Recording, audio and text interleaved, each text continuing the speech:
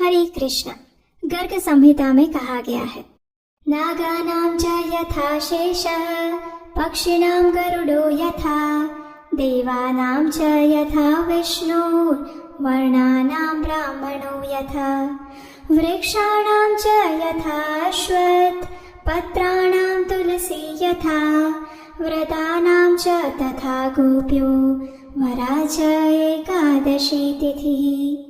हे गोपियों, जैसे नागों में शेष, पक्षियों में गरुड़, देवताओं में विष्णु, वर्णों में ब्राह्मण, वृक्षों में पीपल तथा पत्रों में तुलसी दल सबसे श्रेष्ठ है, उसी प्रकार व्रतों में एकादशी तिथि सर्वोत्तम है। और वर्ष की इन सभी एकादशी तिथियों में कुछ एकादशी विशेष होती है, जैसे कि देवशयनी एकादशी, उत्थान एकादशी, निर्जला एकादशी, परिवर्तिनी एकादशी इत्यादि। इन सभी एकादशियों का पालन भी विशेष रूप से करना होता है। इसके विषय में भगवान स्वयं कहते हैं, मत्शयने मदुत्थाने मत्पार्श्व परिवर्तने फलमूल जलाहारी हृदि शल्यम ममर्पयेत्। अर्थात शयन एकादशी या उत्थान एकादशी, पार्श्व परिवर्तन एकादशी पर फल फूल मूल यहाँ तक कि जल ग्रहण करने वाला व्यक्ति भी मेरे हृदय को मानो भाले से भेद देता है। जब भगवान स्वयं इस देवशयनी एकादशी का इतना गुणगान कर रहे हैं तो हम समझ सकते हैं कि हमारी भक्ति के लिए ये कितनी महत्वपूर्ण होगी। प्रत्येक वर्ष आषाढ़ मास के शुक्ल पक्ष में आने वाली देवशयनी एकादशी के दिन ही भगवान श्री हरि 4 मास के लिए अपनी योग निद्रा में चले जाते हैं। हालांकि ये भगवान की एक दिव्य लीला ही है और इस समय के अंदर हमें अधिक से अधिक आध्यात्मिक कार्य करने के लिए कहा गया है। इसे हम चातुर्मास के नाम से भी जानते हैं। कई स्थानों पर भक्तगण देवशयनी एकादशी से चातुर्मास का पालन करना आरंभ करते हैं और कुछ भक्त पूर्णिमा से चातुर्मास का पालन करना प्रारंभ करते हैं। तो चलिए इस परम पवित्र देवशयनी एकादशी के अवसर पर हम श्रवण करते हैं इससे जुड़ी एक पौराणिक कथा का। महाराज युधिष्ठिर ने भगवान श्री कृष्ण से पूछा, हे केशव, आषाढ़ मास के शुक्ल पक्ष में आने वाली एकादशी का नाम क्या है और इस एकादशी का पालन करने की व्रत विधि क्या है? युधिष्ठिर महाराज की जिज्ञासा सुनकर भगवान श्री कृष्ण ने कहा, हे धर्मराज, ध्यान से सुनिए। अब मैं आपको वो कथा सुनाने जा रहा हूँ जो सृष्टि के रचयिता स्वयं ब्रह्मा जी ने देवर्षि नारद मुनि को कही थी। अब देखिए, जैसा कि आप जानते हैं, परम वैष्णव नारद मुनि सदैव ही लोक कल्याण हेतु भिन्न भिन्न लोकों में विचरण करते रहते हैं और करुणामयी वे सदैव सामान्य बद्ध जीवों के उद्धार हेतु प्रयासरत रहते हैं। ऐसे ही जन कल्याण की जिज्ञासा लेकर एक दिन देवर्षि नारद मुनि पहुंच गए अपने पिता ब्रह्मा जी के पास। वहां जाकर उन्होंने पूछा, हे पिताश्री, आषाढ़ मास के शुक्ल पक्ष में कौन सी एकादशी आती है और किस प्रकार वह भौतिकता में लिप्त बद्ध जीवों का उद्धार कर सकती है? नारद मुनि का प्रश्न सुनकर ब्रह्मा जी ने कहा, हे मेरे प्रिय पुत्र, भगवान श्री हरि की प्रिय एकादशी से अधिक मंगलमय अवसर क्या हो सकता है? जो भी व्यक्ति एकादशी का अनादर करता है वो नरकगामी बनता है। आषाढ़ मास के शुक्ल पक्ष में आने वाली एकादशी को शयनी एकादशी या फिर पद्मा एकादशी के नाम से जाना जाता है। इसके विषय में अब मैं तुम्हें एक पौराणिक कथा सुनाता हूँ। पृथ्वी पर सूर्य वंश के अत्यंत पराक्रमी और धर्मनिष्ठ राजा मांधाता का राज्य था। उनके राज्य में समस्त प्रजागण अत्यंत सुखी, संपन्न और धर्मपरायण थी। राज्य का राजकोष नैतिक कमाई से संपन्न था और यही कारण था कि किसी भी प्राकृतिक आपदाओं और अवरोधों के बिना राजा मांधाता ने अनेक वर्षों तक सुखपूर्वक राज्य किया। लेकिन राजा के जीवन में एक ऐसा समय आया जब उसकी धर्मनिष्ठा और प्रजा वत्सलता पर प्रश्न उठ खड़ा हुआ। लगातार 3 वर्षों तक राज्य में वर्षा की एक बूंद नहीं गिरी और संपूर्ण राज्य अकाल की आंधी में लिपट गया। इन 3 वर्षों में अन्न और फल का एक दाना भी नहीं उगा। अब देखिए, ऐसे समय में प्रजा का तो एक ही सहारा होता है और वो है राजा। इसलिए सभी प्रजागण राजा मांधाता के पास पहुंच गए। उनसे प्रार्थना करते हुए कहने लगी, हे राजन, आपने सदैव हमारे हित के लिए विचार किया है। कृपया वर्षा और अन्न के अभाव में इस विषम स्थिति में हमारी रक्षा करें। हम आपकी शरण ग्रहण करते हैं। प्रजा की इस आर्द्र प्रार्थना को सुनकर राजा ने कहा, शास्त्रों में वर्णित है कि यदि कोई राजा अधर्म का अनुसरण करता है तो उसका दंड उसकी प्रजा को भुगतना पड़ता है। मैं अपने भूत और वर्तमान पर गहरा चिंतन करता हूँ, लेकिन मुझे अपना ऐसा कोई कर्म नहीं दिख रहा है।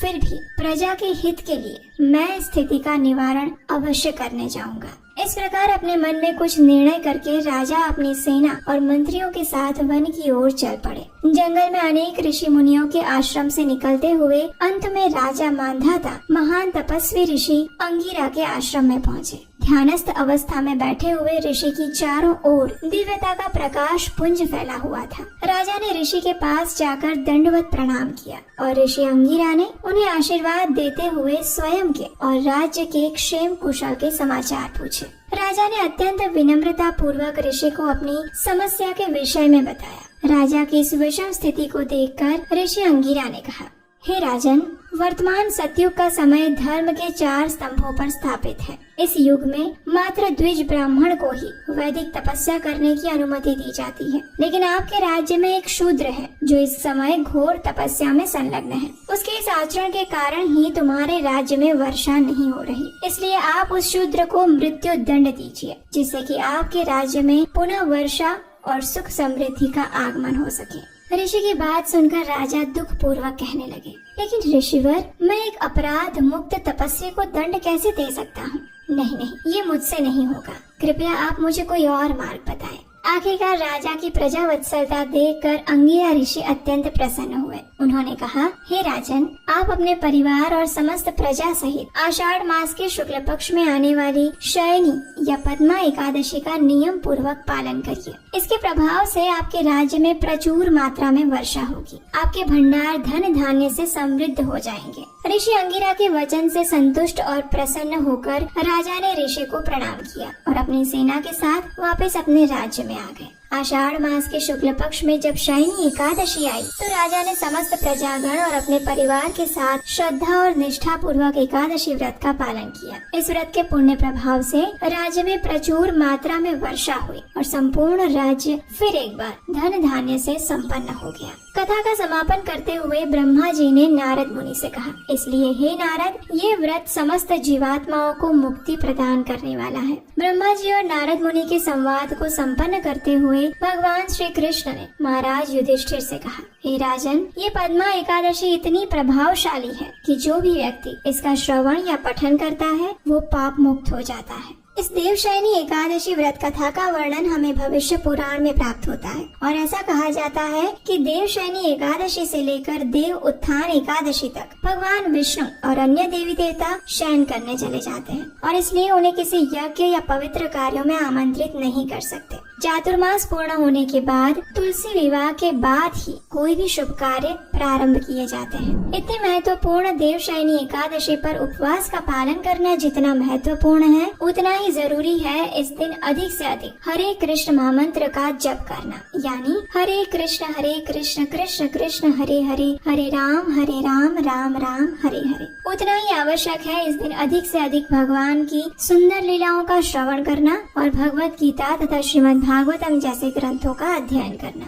इस दिन अपनी चेतना और मन को अधिक से अधिक कृष्ण केंद्री रखने का प्रयास करें। अगले दिन निर्धारित समय पर इस व्रत का पारण अवश्य करें, क्योंकि तभी इस व्रत को पूर्ण माना जाएगा। व्रत पालन जितना ही महत्वपूर्ण है उसका निर्धारित समय और विधि अनुसार पारण करना। पारण की संपूर्ण विधि हम अपने आने वाले वीडियो में बताएंगे, तो अगर आपने अभी तक इस चैनल को सब्सक्राइब नहीं किया तो अभी कीजिए। और आप हमारे व्हाट्सएप और टेलीग्राम ग्रुप से भी जुड़ सकते हैं, जहां हम एकादशी से पहले और एकादशी के दिन सारी अपडेट्स रेगुलर बेस पर देते रहते हैं। उसका लिंक नीचे डिस्क्रिप्शन में है। अगर आपको आज की यह कथा अच्छी लगी है और अगर आप भी इस सनातन धर्म के प्रचार कार्य में अपना हाथ बटाना चाहते हैं तो आप हमें स्क्रीन पर दिए गए नंबर पर इस शुभ कार्य के लिए अपना आर्थिक योगदान भी भेज सकते हैं। आपके द्वारा दिए गए सहयोग से सनातन धर्म का प्रचार होगा और इसका पुण्य फल भी आपको मिलेगा। तो चलिए इस परम पवित्र देवशयनी एकादशी का पूर्ण श्रद्धा और निष्ठा पूर्वक पालन करते हैं और अपने मन,